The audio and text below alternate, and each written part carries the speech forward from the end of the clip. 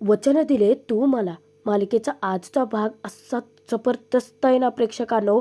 ऐनवेळी हर्षवर्धनची पोलीस स्टेशनात धमाकेदार एंट्री काय होते. हुळबुट्टे जो इन्स्पेक्टर आहे, पद्माची तक्रार नोंदवून घेणारा, अचानकच तो त्या हर्षवर्धनच्या पायाशी लाळघोटेपणा काय करतो. पण बेधडक ऊर्जा ऐनवेळी पोलीस स्टेशनातच हर्षवर्धनची बोलती कशी बंद करते. त्यातच ऊर्जाच्या आई वडिलांचं हर्षवर्धनसोबत मैत्रीचं नातं होतं आणि त्याच्याचमुळे त्याच्या वडिलांचा म्हणजे ऊर्जाच्या वडिलांचा जीव गेलाय या सत्याचा सुद्धा खुलासा होणार आहे. त्यातच आपला लाडका शौर्य ऊर्जावरती फुलटू लट्टू आहे आणि तिला इम्प्रेस करण्यासाठी, तिचं मन जिंकून घेण्यासाठी तो खूप साऱ्या गोष्टींचा आटापिटा करतोय. आजचा भाग खरंच खूप मस्त, खूप धमाकेदार आहे प्रेक्षकांनो. शेवटपर्यंत नक्की बघा आणि कमेंट जरूर करा. इन्स्पेक्टर माने इन्स्पेक्टर हळबुट्टेला विक्रांत पळाल्याची बातमी देतो. हळबुट्टे म्हणतो की यम्मा यम्मा माया यम्मा, पोरगं झालं फरार, केसमध्ये आला थरार. ऊर्जापूर्वा पद्मासाठी ही शॉकिंग न्यूज असते. तिघीही धक्क्याने एकमेकींकडे पाहतात. विक्रांत पळून गेला म्हणजे याने सरळ सरळ गुन्हाच कबूल केला की हो. हळबुट्टे त्याच्या मित्रांना धमकावतो, आता तुम्ही स्वतः गुन्हा कबूल करताय की मी वधवून घेऊ. पोलिसांना गुन्हा कबूल करायला लावू नका बे. हळबुट्टे एका मित्राकडे जाऊन म्हणतो की आता पोलिसाला लय प्रेशर असतं बे. घरच्याचं घरच्याचं बायकोचं प्रेशर असतं, बँकेच्या हप्त्याचं, सरकारचं. ते सगळं प्रेशर ना असं एकदम बाहेर काढतं बघते. गौतमच्या तो पोटातच लाठी घालतो. हळबुट्टे पद्माला विचारतो, आता ताई तुम्ही सांगा, विक्रांत होता का तिथे. पद्मा एक नजर ऊर्जाकडे टाकते आणि मग ती जे काही असेल ते बेधडकपणे बोलते. तिला त्यातच तो विक्रमचा घाणेरडा स्पर्श आठवतो, त्याचं ते मागं येणं, नंतर पद्मासोबत त्याने जे घाणेरडं कृत्य केलं ते आठवण तर ती तिथेच खळाखळा रडायला लागते. आता मध्येच गौतम पचकतो, साहेब खोटं बोलते बघा ती. लगेच हळबुट्टे त्याच्या अंगावरती धावून जातो, ए गौतीच्या, तू जेज आहे का बे, जेज आहे का. आता जे काही झालंय ते सगळं कोर्टात ठरणार, खरं की खोटं. हळबुट्टे त्याला धमकावून त्याची बोलतीच बंद करतो. हुळबुट्टे माने साहेबांना लगेचच FIR दाखल करायला सांगतो. त्याच वेळेस अचानक जबरदस्त एंट्री होते हर्षवर्धनची. हर्षवर्धनला पाहता क्षणी पूर्वाच्या डोळ्यांसमोर भूतकाळात जे काही दृश्य घडलं ते सरकन उभं राहतं. आता तो 4 पावलं पुढे येतो आणि धक्कादायक बातमी देतो की विक्रांत आणि यांचं वकीलपत्र मी स्वतः हाती घेतले. आता ऊर्जा त्याच्याकडे पाहतच राहते आणि हर्षवर्धनला तिथे पाहून पद्माला इतका घाम फुटतो. हर्षवर्धनला समोर पाहून पद्मा खूपच घाबरून गेलेली असते. तिचं अंग लटालटा कापतं. आता हर्षवर्धन पहिल्यांदाच पोलीस स्टेशनला आला आहे म्हणूनच हुळबुट्टे डायरेक्ट त्याची चहादारीच करायला लागतो. यम्मा यम्मा माया यम्मा, अहो हर्षवर्धन जहागीरदार, तुम्ही आमच्या पोलीस स्टेशनात. अहो साहेब, एक फोन करून सोडलं असतं तर मी आलो असतो की हो तुमच्या घरी. हर्षवर्धन त्या 4ही नराधमांना प्रश्न विचारतो, यांनी तुम्हाला काय मारहाण केली, काही प्रश्न विचारले, काही जबाबी घेतली का. आता ते चौघेही नाही म्हणतात. आता जिच्यासाठी ऊर्जा आणि पूर्वा स्वतः लढायला पुढे आल्यात, त्या विक्रांतसारख्या मोठ्या माणसाच्या विरोधात जात आहेत, तीच पद्मा तेथून पळच काढते की गुपचूप सटकतेच. ऊर्जाला तर धक्का या गोष्टीचा बसलेला असतो की हा नेमका कोण वकील आहे एवढा की पोलीस स्टेशनात पाऊल टाकता क्षणी सर्व पोलीस त्याच्या पायाशीच आलेत. आता तो हुळबुट्टे त्याच्यासाठी चेअर काय देतो, वर त्या चेअरवर धूळ साठले. हर्षवर्धनने दाखवताच पटकन आपल्याच रुमालाने काय ती धूळ पुसतो. नुसता लाल घोटेपणा त्याचा चालू आहे. पूर्वा तर इतकी रागात कटाक्ष टाकते हर्षवर्धनवरती. आता तो हुळबुट्टे त्याची चौकशी करतो, साहेब घेणार का हो थोडी, चहा म्हणतो मी. काय आहे, रात्रीची वेळ आहे ना, पोलीस स्टेशनात दुसरं काय मिळणार म्हणून म्हणतो चहा. हर्षवर्धन त्याच्यावरती नजर रोखत विचारतो की हुळबुट्टे, पोलीस स्टेशनात आहात, ड्युटीवर आहात आणि ती दाढी. हुळबुट्टे आपल्या गालावरून हात फिरवत म्हणतो की साहेब, ते गावगुंड वाटतो ना, पण काय आहे, वाईट दिसेल ना ते काढल्यानंतर, म्हणून ठेवलो बघा. हुळबुट्टे त्या हर्षवर्धन समोर इतका लोचटासारखा वागत असतो की ऊर्जा रागातच त्याच्याकडे पाहत असते. तो दाखवतो की अहो साहेब, अहो कायद्याकडून परवानगी घेतली आहे बघा, हे बघा ते प्रमाणपत्र, आणि तो वाचून सुद्धा दाखवतो. तेव्हा हर्षवर्धन विचारतो की हुळबुट्टे, ते सगळं राहू देत, तुम्ही FIR दाखल केली आहे का? हुळबुट्टे म्हणतो की हां साहेब, अजून तरी नाही. ते तक्रारदाराने यांची नावं घेतली बघा, म्हणून बोलवलं मी. तेव्हा हर्षवर्धन जाब विचारतो की तेच तर म्हणतोय मी, FIRच दाखल नाही आहे, तर मग कसली चौकशी चालू आहे? जेव्हा हर्षवर्धन विचारतो की तक्रार करणारा कुठे आहे, आता तो हुळबुट्टे हात दाखवत म्हणतो की ते काय तिथे, आता तिथे तर पद्मा नसते, गायबच झाले. आता या हर्षवर्धनला बघण्याच्या नादातच ऊर्जा आणि पूर्वाचंही लक्ष राहत नाही तिच्याकडे. अचानक ही पद्मा गायब झाली कुठे? पूर्वा, ऊर्जा दोघींनाही खूपच टेन्शन येतं. जेव्हा हुळबुट्टे पद्माविषयी चौकशी करतो, बिचारा त्या दोघींना तर काही ठाऊकच नाही आहे. आता हर्षवर्धन हीच गोष्ट मुळात उचलून धरतो आणि त्यांचीच उलट तपासणी घेतो. अहो, तेच म्हणतोय मी, जर तक्रार करणाराच कॉन्फिडंट नसेल, तर तक्रार करण्यातच काय अर्थ आहे ना? अहो, मी इथं पोलीस स्टेशनापर्यंत आलोय कारण मला माहिती आहे या केसमध्ये काही अर्थच नाही आहे, ही केस उभीच राहणार नाही आहे. हा स्वतःच ठरवून मोकळा झाला. आता हर्षवर्धन तिथे पोलिसांना दमदाटी करायला लागतो. तो म्हणतो की माझ्या क्लायंटला त्रास द्यायचा नाही, त्यांना दमदाटी करायची नाही. ही लोक अशी खोटी तक्रार दाखल करतात आणि मग काय, तुमचाही वेळ वाया जातो आणि माझाही वेळ वाया जातो. वेळेला किंमत असते हुळबुट्टे. आता हा हुळबुट्टे जो आहे, जो लाळगोटेपणा करतोय ना हर्षवर्धनच्या पायाशी बसून, तो काय करतो, इशारा करत म्हणतो, साहेब माझ्या ध्यानी मनी आहे फक्त. म्हणजे याच्या डोक्यात फक्त पैशांचाच विचार आहे, हे समजून घ्या प्रेक्षकांनो. आता इथे पद्मा अचानक पळून गेल्यामुळे खूप मोठा गैरसमज होतो. कारण हर्षवर्धनने स्वतः वकीलपत्र त्यांचं हातात घेतलं म्हटल्यानंतर आणि त्यात FIR दाखल झाली नाही म्हटल्यानंतर पोलीस तरी काय ॲक्शन घेणार ना?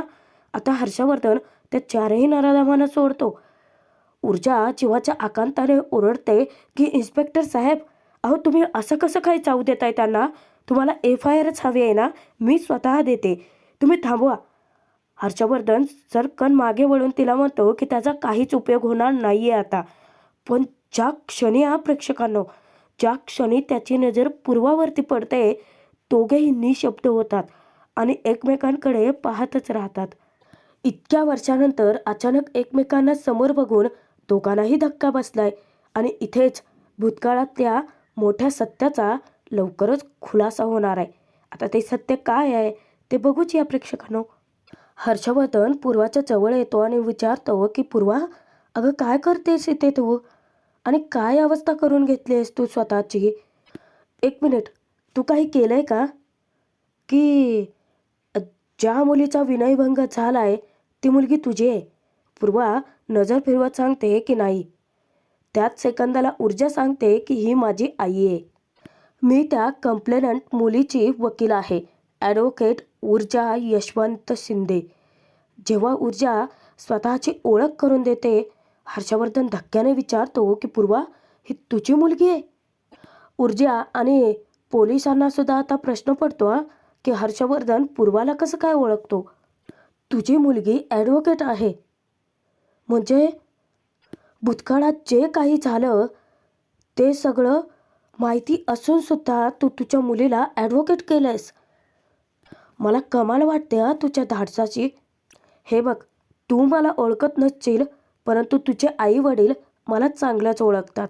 हर्षवर्धन ऊर्जाला सांगतो, मी तुझ्या आई वडिलांचा खूप जुना मित्र होतो आहे, असंही तो बोलतो. पूर्वा त्याच्यावरती खूप रागात कटाक्ष टाकते.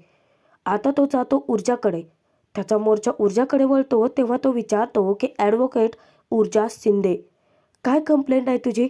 तेव्हा ऊर्जा बेधडकपणे जाब विचारते की तुम्ही त्या मुलांना असं कसं काय जाऊ दिलं? त्या मुलीला त्याने मॉलेस्ट केलंय. आता हर्षवर्धन तिलाच उलटा सवाल करतो. ते सगळं होताना होती का तू तिथे? हा हर्षवर्धन इतका शातीर आहे, ऊर्जाला बोलण्याची संधीच देत नाही हा. त्या मुलांनी तिचा विनयभंग केला. हे सगळं ठरवून तू मोकळी झालीस. तेव्हा ऊर्जा सांगण्याचा प्रयत्न करते.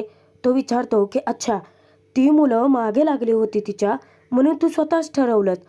त्यांना आरोपीचं पिंजऱ्यात उभं केलं. आता या हर्षवर्धनने सवाल जवाबाची घडी बसवून त्या पोलीस स्टेशनाचंच कोर्ट केलं की ती मुलगी कदाचित चोरी करूनही पळून चालली असेल, म्हणून ती मुलं तिच्या पाठीमागे लागली असतील ना. अशी पॉसिबिलिटी असू शकते. तू न्यायालयास नाही म्हणजे तू त्यांना आरोपी म्हणून शिक्कामोर्तब करून मोकळी झालीस. इथे भावना असून चालत नाही. इथे कायदा चालतो आणि कायदा आपल्याला काय सांगतो? Benefit of doubt is right not favour. तू तुझ्या बेसलेस शंकेवर माझ्या क्लायंटला डायरेक्ट गुन्हेगारच ठरवून टाकलं. हे सगळं खूप बेकायदेशीर आहे. तुम्ही सवाल केलेत, मी जबाब दिलेत. आता प्रेक्षकांनो, हर्षवर्धन ऊर्जाला काय सल्ला देतोय नेमका ते बघा. ॲडव्होकेट ज्युनियर, काय आहे, शर्यतीत उतरण्याआधी पळण्याची प्रॅक्टिस करायची असते. तुम्ही तर डायरेक्ट शर्यतीतच उतरलात की, आणि तेही हर्षवर्धन जहागीरदारच्या विरोधात. ये पात ऊर्जा. आता बघा प्रेक्षकांनो, ऊर्जाने कसं सडेतोड उत्तर दिले हर्षवर्धनला. शर्यतीत उतरल्याशिवाय मलाही कसं कळेल ना सर, की वेग तुमचा जास्त आहे की माझा. अहो असेल मी ज्युनियर, नसेल मला जास्त अनुभव, पण वकिलीची सनद हाती घेताना मी सुद्धा शपथ घेतली होती की न्याय देवतेच्या तराजूचं पारडं मी नेहमी सत्याच्या आणि न्यायाच्याच बाजूने झुकवेन. धडाकेबाज ऊर्जाचं सडेतोड उत्तर ऐकून खरंच या हर्षवर्धनची सुद्धा बोलती बंद होते. आता तो पूर्वाला एक सल्ला देतो. अगं ऊर्जा, खूप great. Purva, I am really impressed. अगं खूप बेनिफिट आहे तुझ्या मुलीमध्ये. तू ना उद्याच तुझ्या मुलीला माझ्याकडे पाठव. मी तिला माझ्या फर्ममध्ये जॉईन करून घेतो. ऊर्जाला तो शब्द देतो की हे बघ, तुझ्या वडिलांसोबत जे झालं ते मी तुझ्यासोबत घडू देणार नाही. ऊर्जा धक्क्याने तिच्या आईकडे पाहते, कारण भूतकाळात नक्की काय घडलंय ते अजून तरी उलगडलेलं नसतं. मी तुला खूप मोठं आणि श्रीमंत लॉयर बनवेन. आता हर्षवर्धनचा शब्द म्हणजे एक घाव आणि 100 तुकडेच की, असं ह्या भेंडो खुळबुट्ट्याला वाटतं. तो लगेचच त्याचा कौतुक सोहळा साजरा करतो. यत्र यत्र चंचुपात्र. अहो तुमचं किती पुराणं ओळख निघाले की. तुमच्या फॅमिलीचं गेट टुगेदरच झालं की हो पोलीस स्टेशनात. तो हसायला लागतो. हर्षवर्धन म्हणतो की जुनी मैत्री होतीच, पण आता सोयरीकसुद्धा झाले. मी अगदी बरोबर बोलतोय ना पूर्वा? हर्षवर्धने विचारतात. पुन्हा ऊर्जा धक्क्याने तिच्याकडे पाहते. पूर्वा तोंडातून एक चकार शब्दसुद्धा काढत नाही. आता हुळबुट्टे, कोणी सल्ला विचारलाय का? बाबा शांत बसता जरा. तो आपला आपण स्वतःच सल्ला द्यायला जातो. साहेब, अहो तुमचे हे सगळं फॅमिली मॅटर मिटवून टाका की ते पोलीस स्टेशनातच. कशाला उगाचच कायद्याची चौकट चढायचे. करून टाका म्हणतो मी सेटलमेंट. हर्षवर्धन कोणत्याच गोष्टीचा पाठपुरावा न करता डायरेक्ट ठरवून मोकळाच होतो की की केस तिथे डिसमिस झाले. हुळबुट्टेला सांगतो तसं. त्याच्या पाठोपाठ हुळबुट्टेसुद्धा ठरवतो की केस तिथे डिसमिस झाले. ऊर्जाला धक्का तर बसतो, बिचारी धक्क्यात असतेच. आता हा हर्षवर्धन निघालाच आहे तर जा ना बाबा. परत फिरून तो पूर्वाला घाबरवून सोडतो. हे सगळं तो मुद्दाम करतोय हा. पूर्वाला तो म्हणतो की हे बघ पूर्वा, तुला तुझी मुलगी तुझ्या नवऱ्यासारखीच अपयशी व्हायला हवी आहे का? नाही ना? अगं एका घरात एक कुर्बानी बस आहे. ऊर्जाच्या खांद्यावरती तो हात ठेवतो आणि तो सांगतो, तू उद्याच ये माझ्या फर्ममध्ये. मी तुला जॉईन करून घेतो. आणि सल्ला देऊन फुकटचा निघून जातो. आता जिच्यासाठी पूर्वा ऊर्जा दोघींनीही स्वतःच्या जीवाचा आटापिटा केला, स्वतःचा जीव धोक्यात टाकला, ती पद्मा बुडाला पाय लावून डायरेक्ट घराकडेच पळत येते की. आता जेव्हा तिकडे पोलीस स्टेशनात हर्षवर्धन निघून जातो, ऊर्जा आता त्या वकिलाची चांगलीच वाट लावून टाकते. वा इन्स्पेक्टर साहेब वा, अहो तुम्ही तर लगेच झेंडा बदललात की हो. एक वकील काय आला, तुम्ही यम्मा यम्मा करत त्याच्या पुढे नांगी टाकली. ऊर्जा खडसावून जाब विचारते, सांगा ना इन्स्पेक्टर साहेब, आम्ही गरीब लोकांनी असं गप्पच बसायचं का? केस कधी करायचीच नाही का? अहो मग काय उपयोग आहे तुमच्यासारख्यांच्या या वर्दीचा? ऊर्जा त्या इन्स्पेक्टरला झापते चांगली, पण तो इन्स्पेक्टर आता खवळतो. तोच उलटा सवाल करतो की संशय घेताय तुम्ही माझ्यावर, माझ्या वर्दीवर? कुठं आहे तुमचं ते पोरगी? 100% केसेसमध्ये 99 वेळा तर हेच होतं, कंप्लेनंट पळून जातं. कुठं आहे तुमची ती कंप्लेनंट? ऊर्जा आता ज्या वकिलाला लोचट समजत होती, सॉरी, ज्या पोलिसाला हुळबुट्टेला नेमकं तो त्याच्यासमोर असं का वागला, त्याचं तो उत्तरही देतो. कारण सांगतो, मॅडम आता मी तुम्हाला जाब विचारतो की तुम्ही हे सगळं पैशासाठी केलं नसेल कशावरून? ऊर्जा धक्क्याने त्याच्याकडे बघते. त्या क्षणी तो विचारतो की लागलं ना? लागलं की नाही मनाला? अहो त्या वकिलासमोर मी जर हे सगळं असं केलं नसतं ना, तर त्याने ट्रान्सफर केलं असतं माझं. कोणीतरी दुसरं बकरा इथे आणून बसवलं असतं आणि त्याला दाबून मारून मुटकून त्याच्याकडून स्वतःचं काम साधवून घेतलं असतं. न्याय हवाय ना तुम्हाला? न्यायच हवाय ना? मी देतो. जा जा तुम्ही त्या पोरीला घेऊन या. रजिस्टर करा कंप्लेंट तुमची आणि परत बघा की हा श्याम सुंदर हुळबुट्टे नक्की काय करतो ते. ऊर्जाने पहिल्यांदा इतका धडाकेबाज पोलीस ऑफिसर पाहिलेला असतो, जो स्वतः स्वतः सत्याच्या बाजूने लढायला तयार झालाय. प्रेक्षकांनो, ही खरंच रिॲलिटी आहे आपल्या समाजाची. नेहमी असंच होतं. ज्यांच्यावरती अन्याय अत्याचार झालाय त्या माघार घेतात. म्हणूनच तर पोलीस पुढे काही करूच शकत नाहीत. कारण आधी स्वतःवर अत्याचार झालाय हे मान्य करून त्याच्या विरुद्ध लढायला तेवढं ताकदीने उभं तरी राहावं लागतं ना. तेव्हा ऊर्जा सांगते की इन्स्पेक्टर साहेब, अहो मी स्वतः बघितले, ते गुंड तिच्या मागे लागले होते. आता हा उळबुटे इतका वैतागतो ऊर्जाला, यत्र यत्र चंचुपात्र. अहो मॅडम, वकील आहात ना तुम्ही? अहो कोर्टात युक्तिवाद लागते, त्यासाठी पुरावे लागतात, त्यासाठी कंप्लेंट लागते. जा पोरीला घेऊन या आधी. आता ऊर्जा जायला निघते, पण त्यापूर्वी तिची आई पूर्वा तीच बाहेर निघून जाते. ऊर्जा तिच्या पाठोपाठ जाते आणि तिच्या आईला पूर्वाला जाब विचारते की आई अगं हे काय ऐकते मी? तो हर्षवर्धन जागीरदार तुझा आणि बाबांचा मित्र, कसं शक्य आहे हे? तेव्हा पूर्वा तर सध्या तो विषय टाळते. हे बघ ऊर्जा, मला आता काहीच बोलायचं नाही आहे, आपण घरी जाऊया, मी घरी गेल्यानंतर सांगते सगळं. पण ऊर्जा हट्टालाच पेटते ना. ऊर्जा म्हणते की नाही आई, जेव्हापासून तो हर्षवर्धन जागीरदारला बघलंय तेव्हापासून तुझी नजर वेगळंच काहीतरी सांगते. तू घाबरली आहेस त्याला. नक्की काय झालंय? मला आत्ताच्या आत्ता ऐकायचं आहे. पूर्वा वैतागतच म्हणते की ऊर्जा घरीच चल, मला इथे रस्त्यात काहीही तमाशा नको आहे. तो माणूस अचानक तुझ्या समोर आल्यानंतर तू मला या केसमधून माघार घ्यायला का सांगतेस याचं उत्तर मला हवं आहे. तेव्हा पूर्वा तिच्यावरती खेकसते की ऊर्जा घरीच चल. ऊर्जाही हट्टाला पेटते, नाही आई, मी आता पद्माकडे चालली आहे.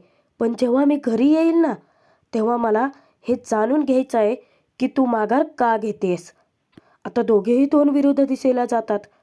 जिच्यासाठी लढायला ऊर्जाने एवढी हिंमत दाखवली ती पद्मा अचानकच ते शहरच सोडून गावी जायचं ठरवते. तिचा भाऊ बंटी तो घाबरून जातो. तो विचारतो की ताई आपण का जातोय गावाला? अगं माझी परीक्षा आहे की. माझ्या शाळेचं काय? तेव्हा पद्मा रडतच म्हणते की बंटी किती प्रश्न विचारतोस रे. इतक्यातच ऊर्जा येते, जोराचा दरवाजा ठोठावते. पद्मा पटकन तिला आतमध्ये घेते. ऊर्जा तिला विचारते की पद्मा तू अचानक निघून का आली? हे हे काय करतेस तू? तू कुठे निघून जातेस? हे बघ पद्मा, तुला कुठेही जायची गरज नाही आहे. तू त्या हर्षवर्धन जहागीरदारला घाबरली आहेस का? हे बघ त्याला घाबरायची अजिबात गरज नाही आहे. पद्मा इतकी भांबावून गेली आहे, ती सांगते की नाही ताई, ते कारण नाही आहे. ऊर्जासमोर ते खुलासा करतेच. अगं ताई, मी त्यांच्याच घरी कामाला आहे. कोविडच्या काळात जेव्हा माझे आई बाबा आजारी होते तेव्हा त्यांनीच मला सांभाळलं आणि आज मी त्यांच्याच विरोधात केस लढू? तरीही ऊर्जा तिला धीर देते, समजावते की हे बघ पद्मा, तू त्यांच्या विरोधात केस लढत नाहीये. अगं तू तर विक्रांतच्या विरोधात केस लढतेयस ना.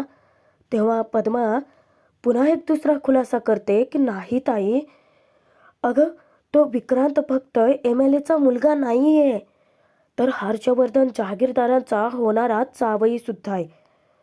आता सत्य ऐकून ऊर्जा सुद्धा हादरून जाते. ती संभ्रमात पडते. पद्माचं तर फार अवसानच कळून पडतं, कारण तिला वाटत असतं की यांच्यापुढे आपण किस चाडकी पत्ती ना. म्हणून ती बंटीला घेऊन आता गावाकडे निघालेलीच असते. ऊर्जा तिला हिंमत देते, हे बघ पद्मा, प्लीज प्लीज माझं ऐकून घे. असतील ना ते खूप जवळचे आणि चांगले मित्र, पण कायदा आपल्या बाजूने आहे ना.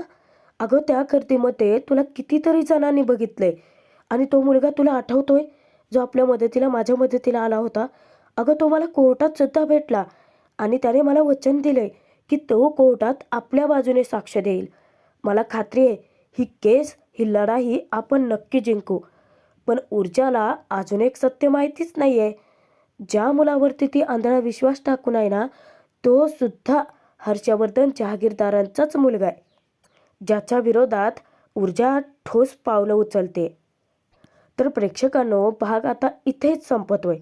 बघूयात पुढच्या प्रोमोत काय दाखवलंय. ऊर्जा अचानकच शौर्यच्या गाडीला येऊन धडकते आणि तिचा इतका संताप होतो, ती डायरेक्ट दगड हातात घेऊनच उठते. अरे कोण आहेस रे तू, दिसत नाही का तुझ्या डोळ्यांना. पण ज्या क्षणी शौर्य गाडीखाली उतरून तिची माफी मागायला येतो, शौर्यला पाहताच ती अचंबित होते. शौर्य तू? आणि जेव्हा गाडीकडे लक्ष जातं ती विचारते की ही गाडी तुझी आहे, म्हणजे तू श्रीमंत बापाचा मुलगा आहे तर. त्याच्याच आधी शौर्यने बघा काय केलं या, ऊर्जाच्या चाळीत जाऊन तिची माहिती काढण्याचा प्रयत्न केलाय, तेही मंगेशकडनं.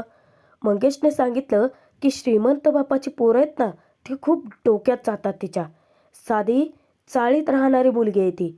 पण आता नक्कीच शौर्य खूप श्रीमंत घराण्यातला आहे हे सत्य लपवेलच. आणि तो ऊर्जाचं मन कसं जिंकतोय, त्यातच पद्माची केस लढायला शौर्य नक्की कोणाच्या बाजूने उभा राहतोय ते पाहणं जास्त मनोरंजक ठरेल. कारण एकीकडे त्याचं प्रेम, त्याची ऊर्जा आहे, आणि दुसरीकडे त्याचे वडील हर्षवर्धन आहे.